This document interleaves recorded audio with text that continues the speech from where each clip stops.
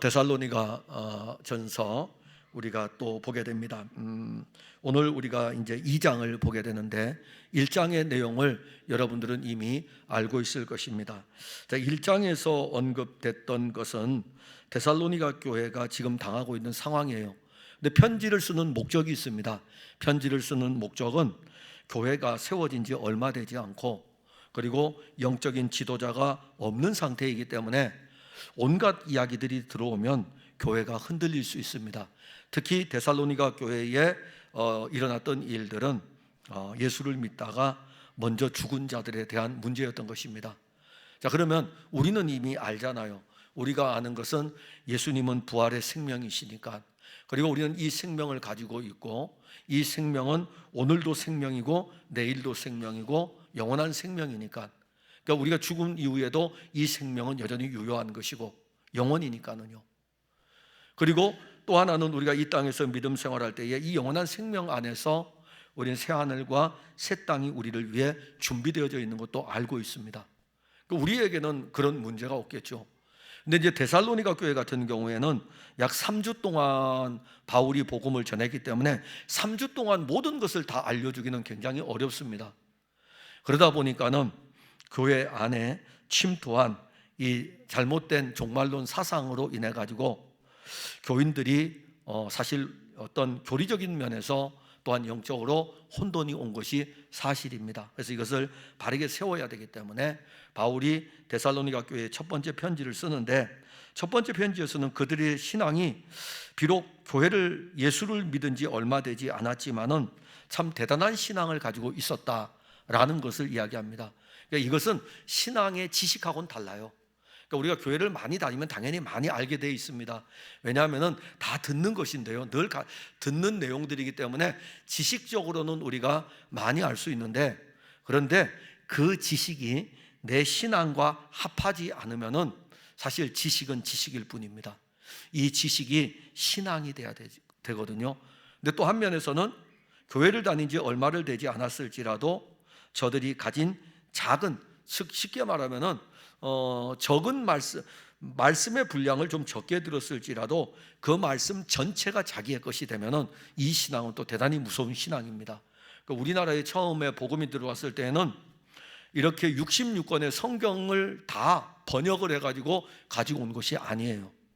그래서 우리는 그 성경 낙권 한 권 한 권을 쪽복음이라 그럽니다. 누가복음이면 누가복음, 마가복음이면 마가복음.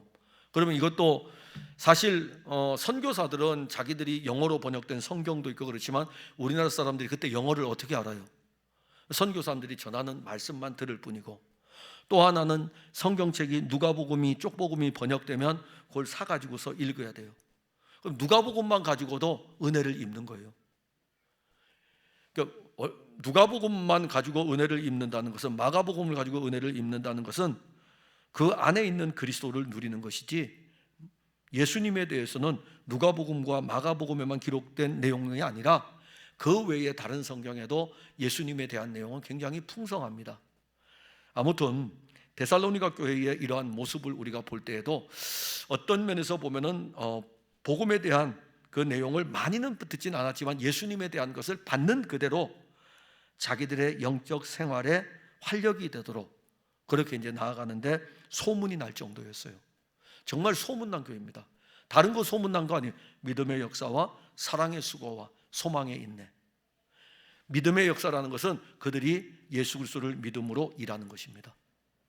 사랑의 수고는 뭡니까? 믿음이 그들 안에서 일하니까 믿음이 일하는 거예요. 믿음이 일하니까 사랑은 수고하는 것이 당연히 그냥 되어지는 거예요. 그러니까 율법으로 사랑하게 되면은 정말 피곤하지만은 믿음이 그들 안에서 일하니까 사랑은 그냥 실천되는 거죠. 근데 그런 사랑 실천 속에서 무엇을 보냐면은 그들은 기다릴 수 있어요. 그리스도에 대해서. 이게 소망의 인내입니다. 자, 이제 우리는 2장으로 와서 형제들아. 자, 바울은 데살로니가 교회 교인들을 항상 이렇게 편지를 쓸 때 형제들아라는 이 표현을 쓰는 것은 그리스도 예수 안에서 한 가족이라는 것입니다. 이 표현을 즐겨 써요. 하나님 나라의 시민이라는 관점으로서 성도로서 표현하기도 하지만은 가족의 의미로서 형제들이라는 표현을 바울이 자주 씁니다. 그래서 형제들아, 우리가 너희 가운데 들어간 것이 헛되지 않은 줄을 너희가 친히 안하니. 자, 너희 가운데 들어갔다는 것은 1차 전도, 2차 전도 때 바울이 데살로니가에 도착을 해가지고 데살로니가 교인들에게 복음을 전한 것입니다. 내가 너희에게 들어갔는데 헛되지 않은 줄을 너희가 알지 않느냐. 즉 이 말씀은 어떤 내용이냐면은 바울이 데살로니가에 도착을 해가지고 데살로니가 사람들 중에 불특정 다수죠. 예수 믿는 사람들 전혀 없고 그들에게 복음을 전했는데 그들이 예수를 믿었어요. 그들 데살로니가에 있는 예수 믿는 사람들이 모여서 예배를 드리는 이것이 바로 데살로니가 교회입니다. 새 안식일 20일에 한 달도 채 안 돼요. 한 달도 채 안 되는 사이에 데살로니가에 믿는 사람들이 생기게 되고 그들에게 편지를 쓰면서 우리가 너희에게 들어가는 것이 헛되지 않다는 것은 우리가 전한 복음이 너희들 안에서 일하고 있다는 것입니다. 복음이신 그리스도가 너희들 안에 일하고 있다. 그래서 2절에 보면 너희가 아는 바와 같이 우리가 먼저 빌립보에서 고난과 능욕을 당하였으나, 자, 여기서 2절에 보면은 빌립보에서 고난과 능욕을 당하였다 이렇게 말씀합니다. 바울 분명히 빌립보에서 고난을 받았어요.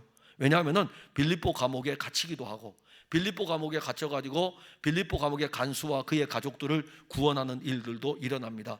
그래서 바울은 분명 빌립보에서 고난과 능욕을 당하였어요. 우리가 먼저 데살로니가에서 박해를 받아가지고 쫓겨나기 전에 이미 빌립보에서도 이런 고난을 당하였다 이겁니다. 그런데 우리 하나님을 힘입어 많은 싸움 중에 하나님의 복음을 너희에게 전하였다.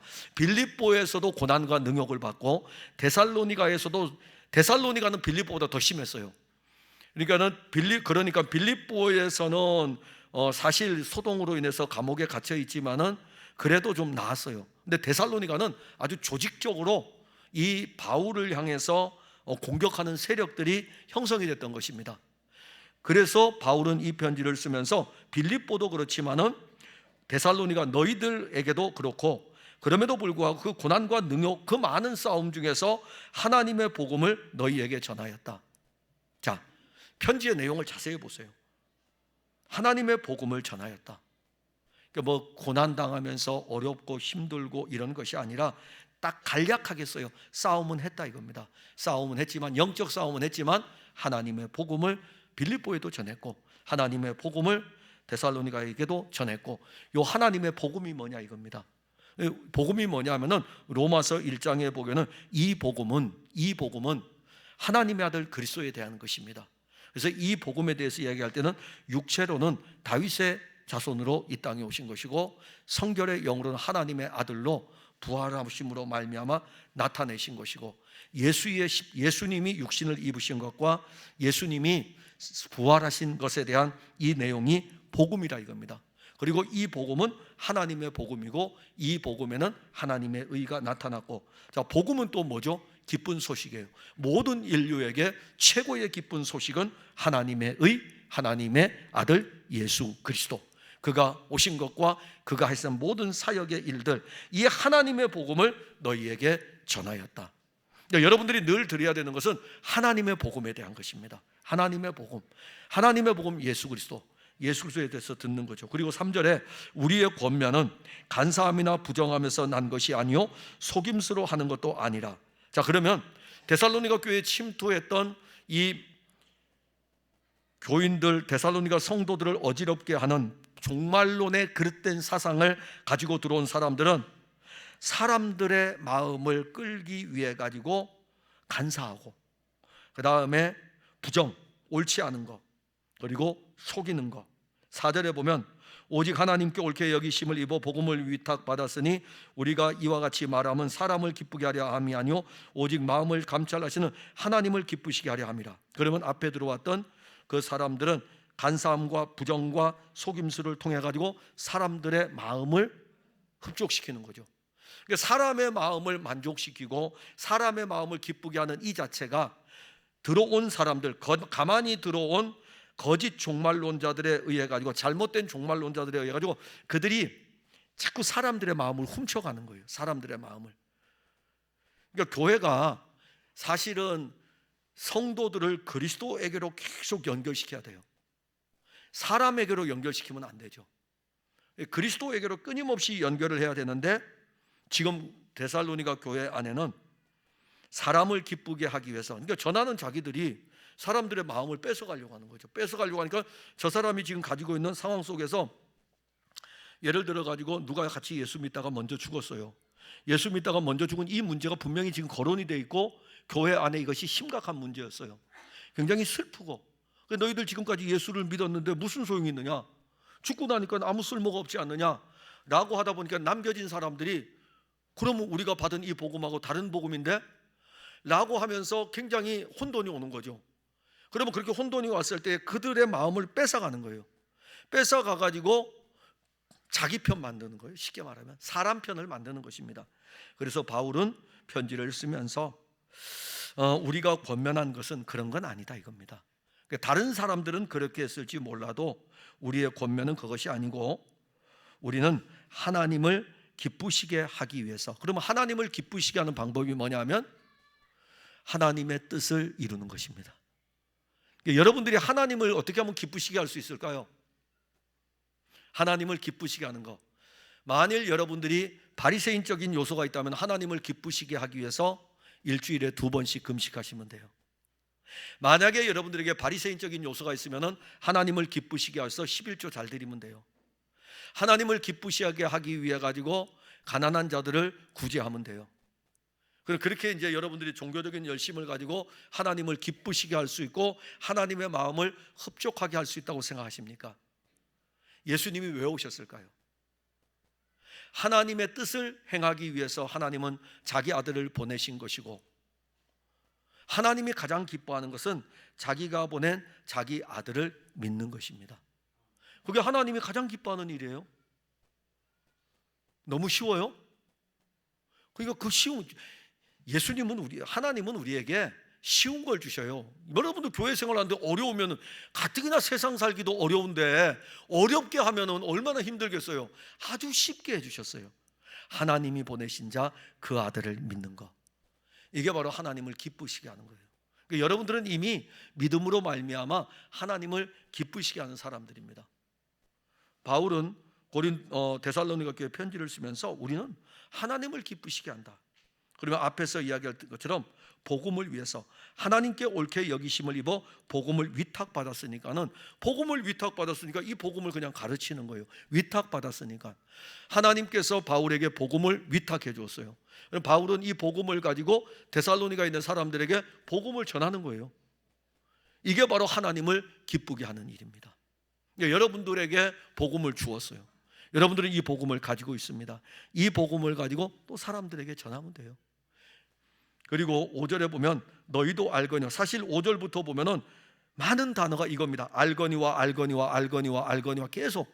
왜 그럴까요? 데살로니가 교인들에게 편지를 쓰니까 너희도 알지 않느냐, 너희도 알지 않느냐.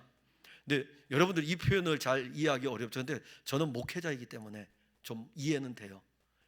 왜냐하면 교인들이 시험에 들고 할 적에 참 어려워요.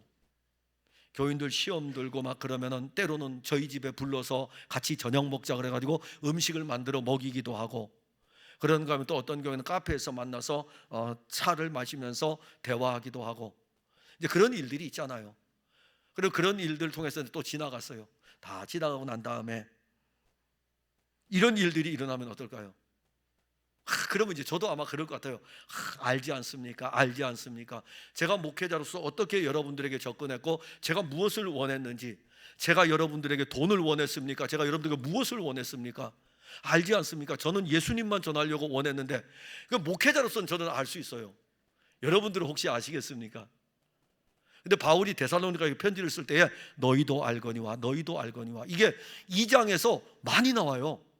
쓸 때마다 지금 편지를 쓰면서 글을 옮길 때마다 쓸 때마다 이렇게 알거니와 너희도 알거니와, 우리가 아무 때에도 아첨하는 말이나 탐심의 말을 쓰지 아니한 것을 하나님이 증언하시느니라. 우리가 언제 너희들에게 아첨했고, 우리가 언제 너희들에게 탐심의 탈을 써가지고 너희들의 것을 빼앗으려고 했던 적이 있겠느냐? 그건 너희들 알지 않느냐? 내가 너희들에게 들어가가지고 3주 동안 하나님의 복음 예수 그리스도에 대해서만 말하지 않았느냐? 그건 너희들이 알지 않느냐? 내가 그거 전하면서 너희들한테 돈을 달라고 했냐? 내가 너희들한테 뭐 아첨하는 말을 했냐? 오직 우리에게 의탁한, 우리에게 부탁한 예수 그리스도에 대해서 우리는 너희들에게 전하지 아니하였느냐? 너희 알지 않느냐? 이 편지를 보면은 참 바울이 데살로니가 교회가 한 면에서 앞에서는 막 이렇게 자랑하고 칭찬했지만 2장으로 들어오면서 본격적으로 이제 거론을 하는 거죠. 내가 이렇게까지 사역했는데, 내가 이렇게까지 너희들에게 알려주었는데, 하나님의 복음이신 예수 그리스도에 대해서 알려주었는데, 그게 바로 5절의 내용이에요. 6절은 또한 우리는 너희에게서든지 다른 에게서든지 사람에게서는 영광을 구하지 아니하였노라. 우리는 그리스도의 사도로서 마땅히 권위를 주장할 수 있으나 도리어 너희 가운데서 유순한 자가 되어 유모가 자기 자녀를 기름과 같이 하였으니. 자, 너희들에게 이러한 여러 문제들, 그리고 너희들이 유혹에 넘어가서 지금 종말론, 거짓 종말론 사상자들로 인해 가지고 흔들리고 있는데, 그들이 뭘 이야기했겠습니까? 당연히 바울을 공격하는 거예요. 그러니까 바울은 늘 공격받는 게 뭐냐면은 정체성입니다. 베드로는 그거 공격 안 받아요. 왜 그럴까요? 요한도 안 받고 예수님이 불러서 3년 6개월 데리고 다녔기 때문에. 근데 바울은 대제사장 수하에 있었어요. 그리고 굉장히 유대 종교에 열심이었습니다. 스데반 죽이는데 앞장섰던 인물이고 박해하는데 앞장섰던 인물이에요. 그러다가 어느 한순간에 갑자기 예수님 만났다 그러고 예수 영접했다 그러고 예수를 위해서 산다고 하니까 이 복음을 전할 때는 아무 문제가 없어요. 그런데 거짓 사람들이 싹 들어오게 되면은 바울이 사도냐라는 이 문제가 거두되면은 바울이 언제 예수님하고 다녔냐? 그렇게 교인들을 유혹하면은 그렇게 될 수 있어요. 그러니까 우리가 보통 이제 신학교 교육은 대학을 졸업하고 목회를 하려면은 신학 교육을 3년을 받아야 됩니다. 그게 어디서 나왔는지는 저는 모르겠지만은 아마 예수님 따라다녔던 제자들이 3년이니까는 3년인가? 그렇게 하면 거의 비슷한 것 같아요. 아무튼 3년 배워요. 3년 배워서 목사가 돼서 사역을 합니다. 그렇게 이제 하는 거죠. 근데 지금은 비상 상황이 아니에요.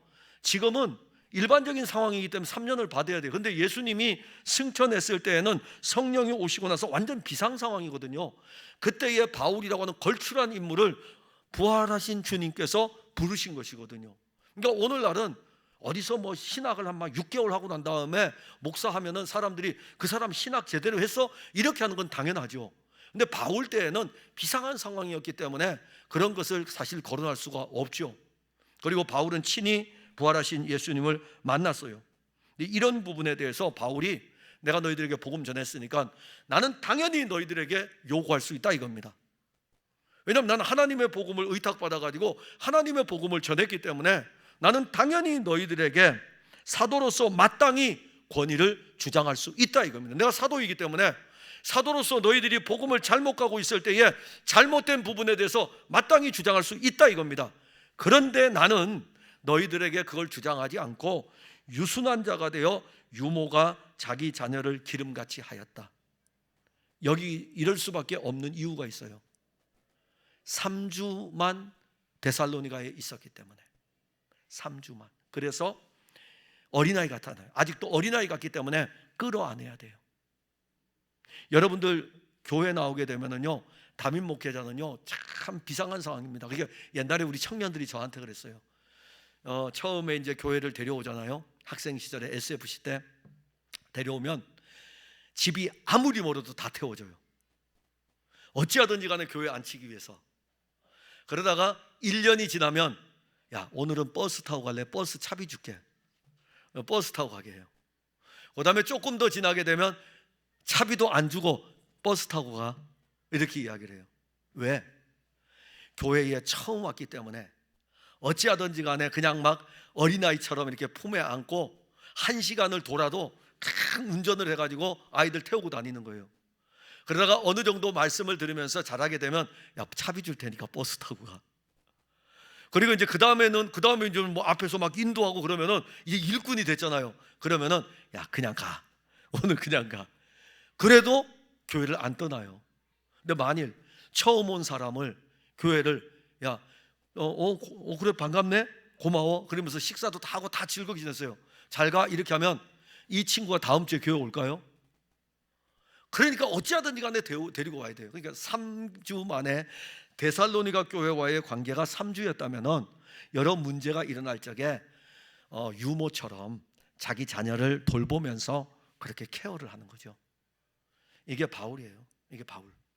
자, 바울이 이러하다는 것은 우리 주님이 우리를 그렇게 대하셨어요. 암탉이 병아리를 품에 안듯이 그렇게 우리를 품으시는 거죠.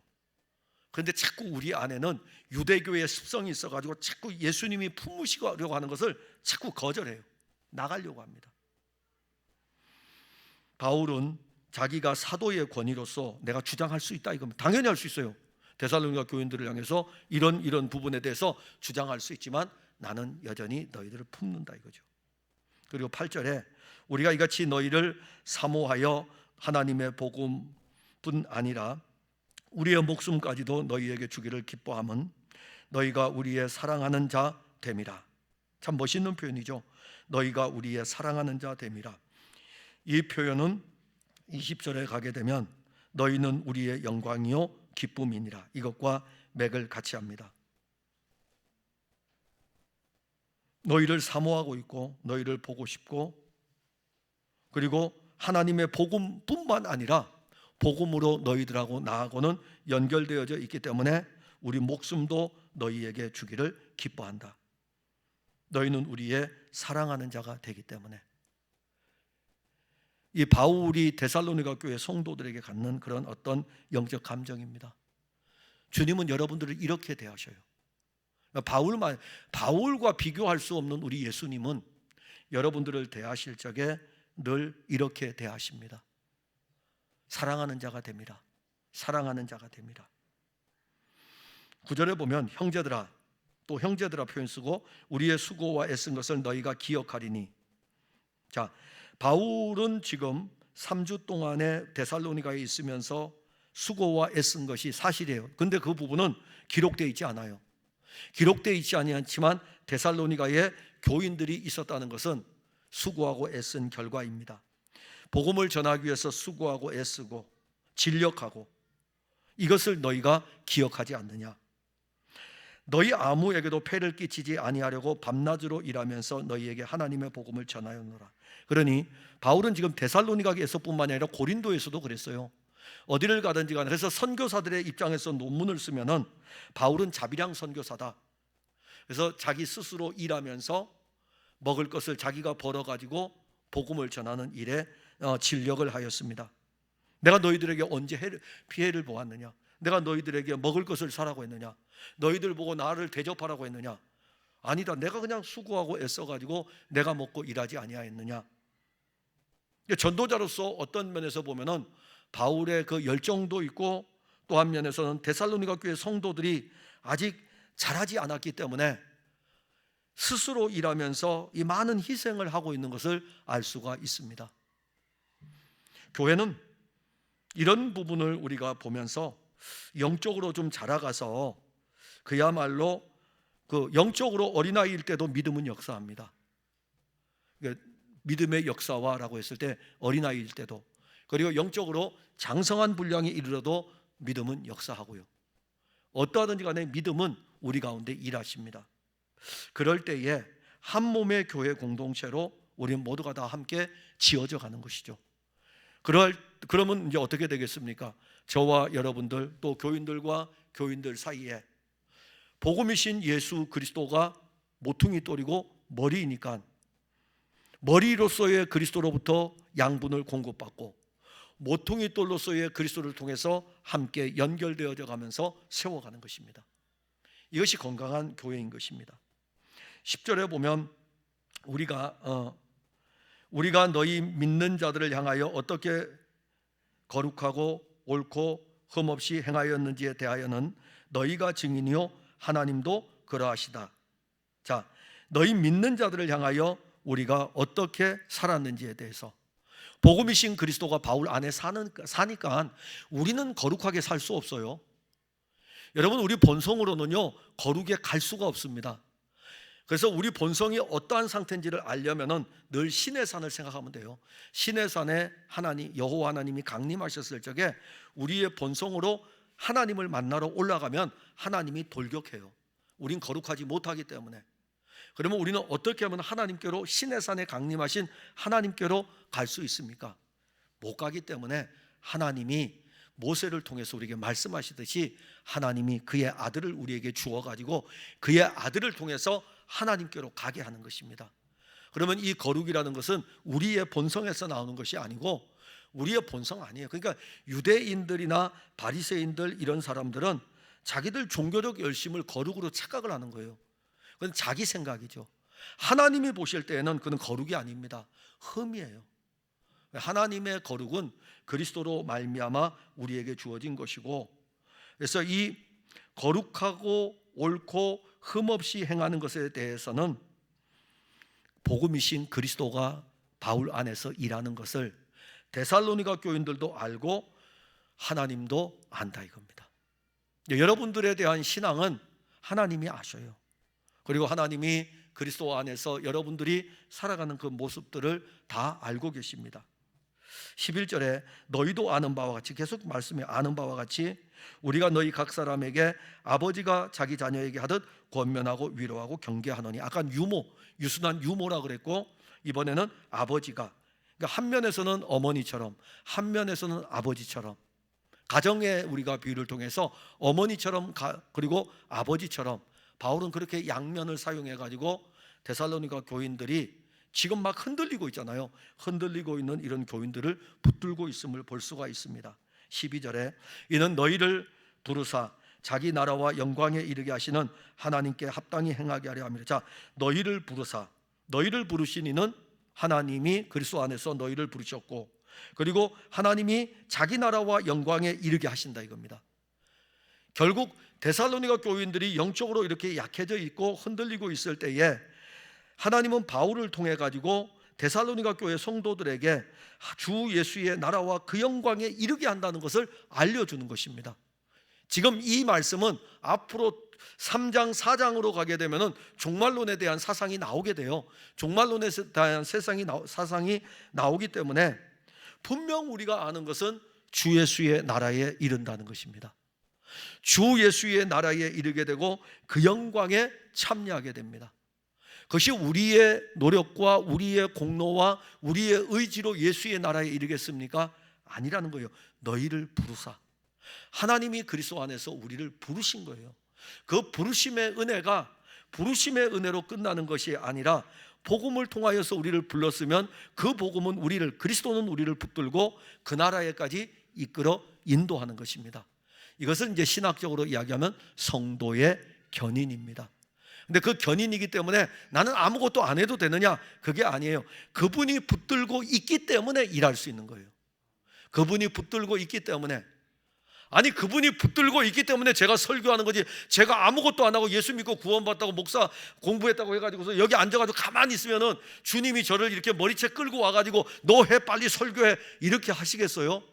그분이 저를 붙들고 그의 영이 저 안에서 일하기 때문에 설교를 하는 거예요.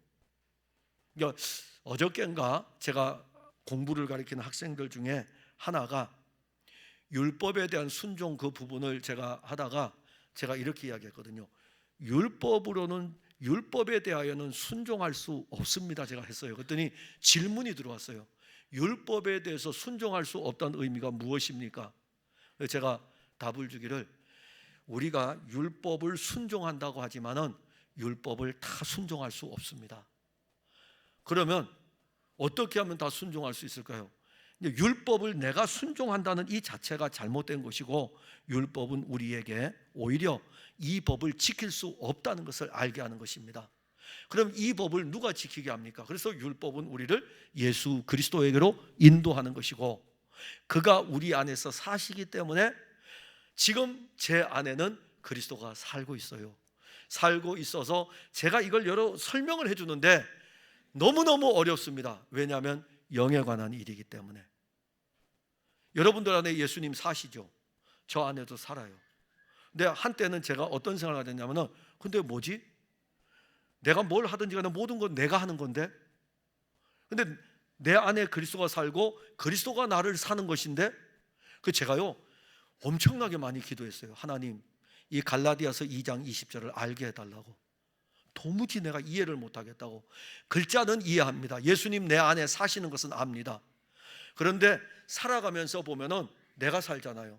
근데 내가 사는 것이 아니라 내 안에 그리스도 예수께서 사신 것이라. 근데 내가 늘 그리스도 예수만 생각하는 게 아니잖아요. 여러분들 그렇습니까? 아니에요.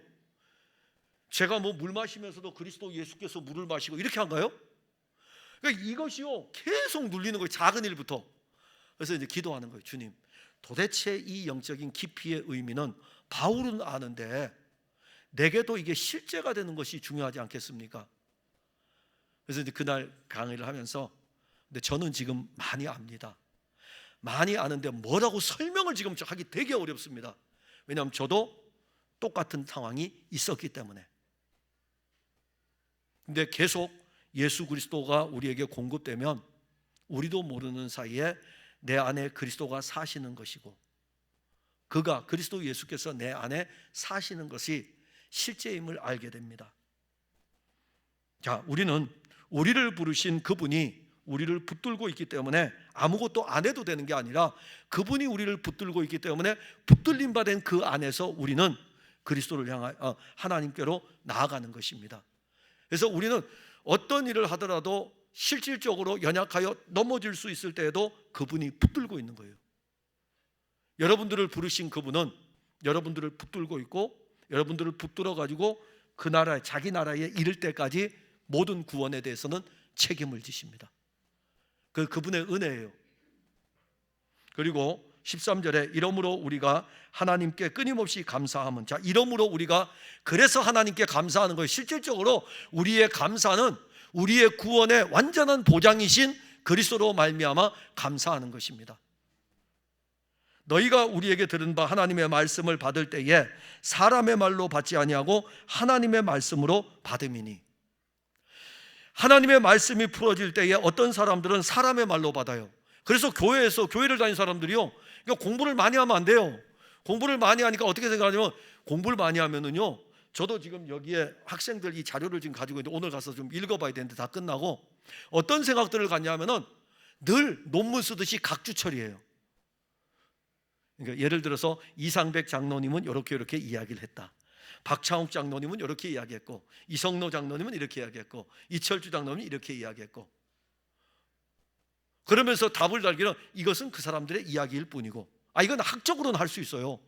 근데 교회에서도 설교를 들을 때 그는 목사님 생각이야, 그 말은 설교를 하나님의 말씀으로 안 듣는다는 거예요. 사람의 말로 듣는다는 거죠. 이건 무서운 것입니다. 영적으로 병들은 거예요. 영적으로 병들면 하나님의 말씀을 전하는 설교를 들을 때에 사람의 말로 듣게 됩니다. 그는 그 사람 생각일 뿐이야. 그럼 교회를 왜 다녀요? 사람의 말을 들으려고 교회 다닙니까? 성경을 통해서 하나님의 말씀을 전하잖아요. 그럴 때에 바울이 데살로니가 교회에 설교를 하고 말씀을 3주간 전했어요. 그런데 그들은 그 말씀을 사람의 말로 받기 가장 쉬운 어린아이 시절이잖아요. 근데 그 말씀을 하나님의 말씀으로 받았어요. 그게 바로 믿음이 자라게 하는 것입니다. 만일 제가 여기에서 정치 이야기를 하면 여러분 사람의 말로 받으시면 돼요. 성경과 상관없는 세상 이야기하면 사람의 말로 받으셔도 돼요. 그건 뭐 쓸데없는 말이에요. 그러나 복음이신 예수 그리스도를 전하는데도 그는 목사님 생각이야, 나하고는 달라, 그는 사람의 말로 받기 때문에 절대로 그런 사람은 믿음이 안 자랍니다. 예수님을 전하면 예수님의 말씀이 바로 우리에게 역사한다는 것을 아는 믿음을 가지고 있어야 돼요. 그래서 바울은 증거하기를 그들은 받을 때에 사람의 말로 받지 아니하고 하나님의 말씀으로 받음이니 진실로 그러하도다. 이 말씀이 또한 너희 믿는 자 가운데서 역사하느니라. 하나님의 말씀으로 받을 때에 그 말씀이 그 사람 안에서 일하는 것입니다. 그러면 그 사람 안에서 일하기 때문에 이 믿음은 자라는 것입니다. 14절에 형제들아 너희가 그리스도 예수 안에서 유대에 있는 하나님의 교회들을 본받아. 자, 유대에 있는 하나님의 교회들은 이미 유대인들에게 많은 고난을 받았어요. 그때 유대에 있는 하나님의 교회들이 고난을 받았듯이 너희들 데살로니가에 있는 사람들, 여기 데살로니가는 지역적으로 어디냐면은 그리스의 북쪽입니다. 그리스의 북쪽이고 마케도냐하고 연결되어져 있어요. 지금 우리나라의 지도로 의하면 터키에서 유럽으로 딱 넘어가게 되면은 마게도냐가 나오고 마게도냐 북쪽에 바로 데살로니가가 있어요. 그러면 여기도 헬라의 영향이거든요. 헬라의 영향을 받은 그들에게 이야기하기를 유대에 있는 교회들은 유대인들로부터 이런 고난을 받았고, 그럼 그와 같이 너희들도 예수를 믿음으로 말미암아 너희 동족들에게 고난을 받는 것은 당연하다는 것입니다. 우리도 우리 민족, 우리 가족들에게 고난을 받는 것은 당연한 거예요. 동일한 고난을 예수 때문에 유대인들에게, 예수 때문에 헬라인들에게, 예수 때문에 로마인들에게, 예수 때문에 이방인들에게, 예수 그리스도를 전하는 곳마다 동일한 고난을 다 받습니다. 저도 예수 처음 믿을 때 고난 받았고, 여러분들도 예수 처음 믿을 때 다 고난 받지 않았습니까? 그 고난은 우리에게 모두가 동일합니다. 그런데 여기 15절에 유대인은 예수와 선지자들을 죽이고 우리를 쫓아내고 하나님을 기쁘시게 하지 아니하고 모든 사람에게 대적이 되었다. 자, 유대인들은 예수가 거기서 활동했어요. 예수님이 유대 땅에서 활동했어요. 그리고 선지자들을 보내가지고, 선지자들을 통해가지고 유대인들에게 하나님은 당신의 아들을 보내실 것을 말씀했어요. 그런데 그 유대 땅에서 예수도 죽이고 선지자들을 죽이고, 심지어 오늘 우리들이 예수를 전하고 있는데 우리도 쫓아내고 하나님을 기쁘시게 하지 않는 대적자가 되어 있는 것을 말씀하는 것입니다. 16절에 우리가 이방인에게 말하여 구원받게 함을 그들이 금하, 심지어는 이방인들에게 예수 전하는 거, 예수 믿고 구원받는 거, 예수 복음에 대해서 전하는 것에 대해서도 그거 금하라 이겁니다. 그런 거 하지 말라 이거예요. 그럼 뭘 전합니까? 사도 바울이 예수 안 전하면 누구 전합니까? 베드로와 야고보와 요한이 예수 안 전하면 무엇을 전합니까? 오순절날 성령이 강림했을 때에 사도행전 2장에서도 예수 설교, 사도행전 3장에서 나면서 안진뱅이 된 자 고치고 난 다음에 예수 전도, 그리고 감옥에 갇혔다가 풀려나면서도 예수 전도, 끊임없이 예수 그리스도에 대해서 유대인들에게 복음을 전하지 않았습니까? 예수 왜 전해야 될까요? 우리는 오늘도 너희들에게 예수를 전하고, 근데 유대인들은 지금 너희들에게가, 지금 이게 누구냐면 유대인들이에요. 이 유대인들이요, 온 교회들을 다 다니면서 교회가 세워지는 곳마다 교회를 회방하는 거예요. 아니, 자기들이 하나님의 백성이라고 하면서 하나님의 아들을, 실질적으로 하나님의 아들을 거절했을 뿐만이 아니라 하나님의 아들에 의해서 세워지는 교회들마다 다니면서 곳곳으로 박해하고 핍박했습니다. 이 가운데도 그런 사람들 있었을 거예요. 그러다가 뒤늦게 손 들고 옵니다 해서 와 있는 분들도 있을 거예요. 괜히 그러잖아요. 그러나 이제는 예수를 믿잖아요. 근데 그들에게 이렇게 전합니다. 우리가 이방인에게 말하여 구원받게 함을 그들이 금하고 이것을 보고 자기 죄를 항상 채운다. 그리고 노하심이 끝까지 그들에게 임하리라. 그리스도를 대적하고 예수 그리스도를 거절할 뿐만 아니라 회방하는 사람들에게는 하나님의 진노가 끝까지 그에게 있을 것이다. 엄청 무서운 겁니다. 하나님의 진노가 끝까지 있을 것이다. 그리고 17절 다시 바울이 이 말씀을 전하는 것은, 지금 데살로니가 교회 성도들이 이 편지를 받으면은 우리 가운데 들어온 어떤 사람들, 그들이 잘못된 신앙의 사상들을 가르치고 있기 때문에 그들에게 이 말 하나님의 진노를 알게 되죠. 17절에 형제들아 우리가 잠시 너희를 떠난 것은 얼굴이요 마음이 아니다. 잠시죠. 왜냐하면 시간 세계는 잠시예요. 3주 동안 있었지만은 또 언제 만날지는 몰라요. 언제 만날지는 모르지만 저와 여러분들이 헤어지는 것은 잠시예요. 누군가가 우리는 먼저 떠납니다. 잠시예요. 잠시 후에는 우리는 영원한 시간에 다시 만나게 돼요. 그런 영적 의미, 종말론적 의미를 우리가 갖게 되면 우리가 지금 떠난 것은 잠시지만 우리 마음은 그렇지 않다. 그런데 실제적으로 바울이 데살로니가 교회를 떠난 건 맞아요. 왜냐하면 전도하기 위해서 다니고 있었으니까. 그런데 이것이 잠시라 이겁니다. 근데 우리 마음은 그렇지 않다 이거죠. 우리 마음은 아니다. 그래서 너희 얼굴 보기를 열정으로 더욱 힘썼다. 정말 가기를 원했다 이겁니다. 너희들 다시 만나고 싶고, 안 그러겠어요? 3주 동안 복음 전해가지고 교회를 세웠는데 교회 안에 이상한 세력들이 들어와가지고 교회를 어지럽게 하니까는 바울이 얼마나 가고 싶겠어요. 근데 힘쓰고 애썼지만은 한 번, 두 번 너희들에게 가려고 한 것이 아니고 계속 가지고 있지만 사탄이 우리를 막았다 이겁니다. 사탄이 우리를 막았다고 하는 것은 여러 일들이 있어요. 데살로니가 교회가 2차 전도에 의해서 세워졌고 3차 전도를 사실 에베소 교회에서 주로 사역을 감당하면서 다시 또 이렇게 올라가 가지고서 내려오는 예루살렘으로 가는 이 여정의 속에서 가고 싶은 마음은 있지만은 가지를 못하는 것. 근데 사탄이 막았다는 것을 볼 때에는 분명 방해 세력이 있었다는 것입니다. 그 표현을 사탄이 막았다. 그러니까 우리가 그리스도 예수 안에서 한 몸의 교회를 세워가는 일들을 할 때 서로 옆에서 격려하고 위로하고 세워가는데 이것을 막는 세력들이 있어요. 근데 그걸 구차하게 다 쓰지 않고 그냥 영적인 관계이기 때문에 사탄이 우리를 막았다는 것은 이 싸움은 혈과 육에 대한 관계가 싸움이 아니고 영에 대한 싸움이기 때문에 사탄이 우리를 막았다 이렇게 표현을 하는 것입니다. 그리고 19절 우리의 소망이나 기쁨이나 자랑의 면류관이 무엇이냐? 그가 강림하실 때 우리 주 예수 앞에 너희가 아니냐? 여기서 하나는 분명 바울이 가지고 있는 종말론 신앙입니다. 자, 다시 말하면 바울은 그리스도의 강림을 기다리고 있어요.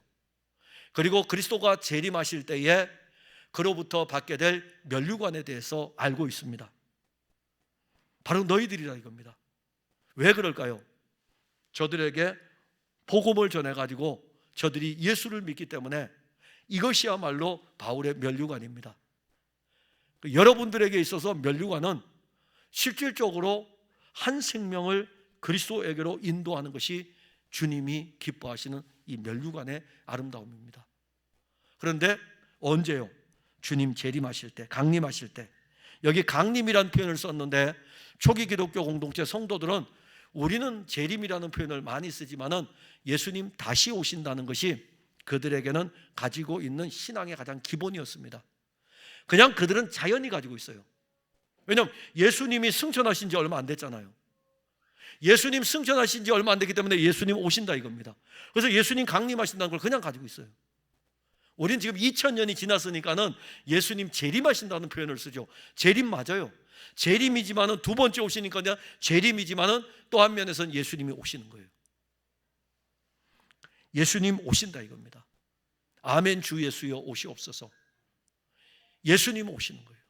그러면 예수님이 오신다면은 우리 주 예수 앞에서 너희가 아니냐? 너희야말로 정말 우리의 면류관이 아니냐? 주님 재림하실 때에.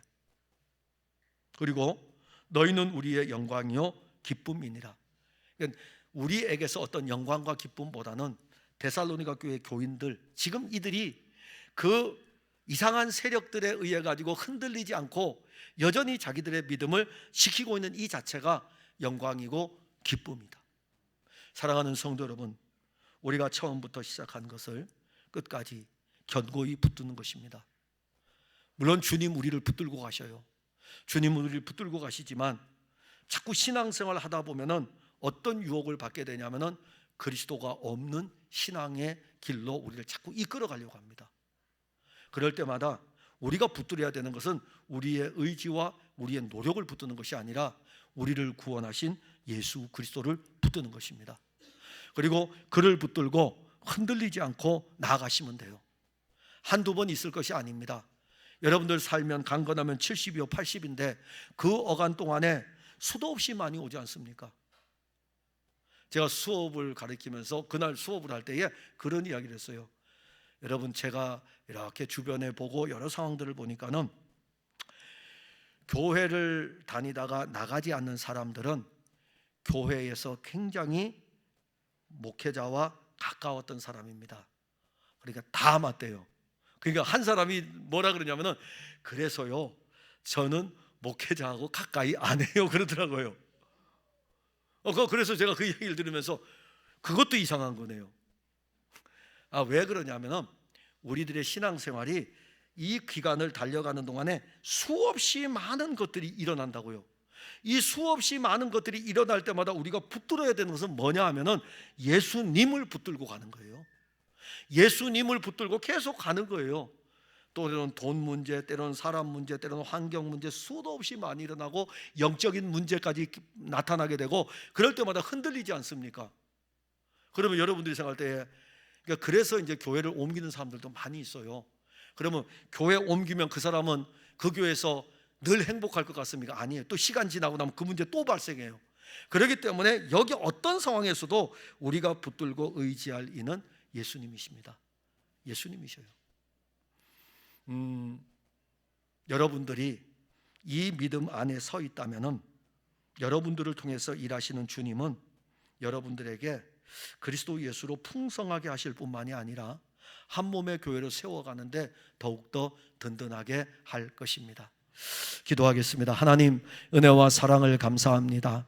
사랑하는 성도들이 하나님의 말씀을 보고 하나님의 말씀을 읽고 하나님의 말씀을 들을 때에 저들 안에 하나님의 말씀이 그리스도 안에서 이루어지는 놀라운 일들을 보게 하시고, 데살로니가 교회에 침투한 그 이상한 세력들에 의해서 성도들의 마음이 흔들리는 이 모습을 볼 때에 우리 사랑하는 풍성한 교회 성도들은 주 예수께서 이들을 붙들고 있음을 알게 하시고, 그 안에서 저들은 오직 그리스도께 붙들림 받아 하나님께로 향하여 직행하여 가도록 이끌어 주옵소서. 어떤 세력들도 사랑하는 성도들을 넘어뜨리지 못하게 하시고 믿음의 주요 온전케 하시는 이인 예수를 바라보면서 신앙의 걸음을 힘차게 걷게 하옵소서. 예수님 이름으로 기도하옵나이다. 아멘.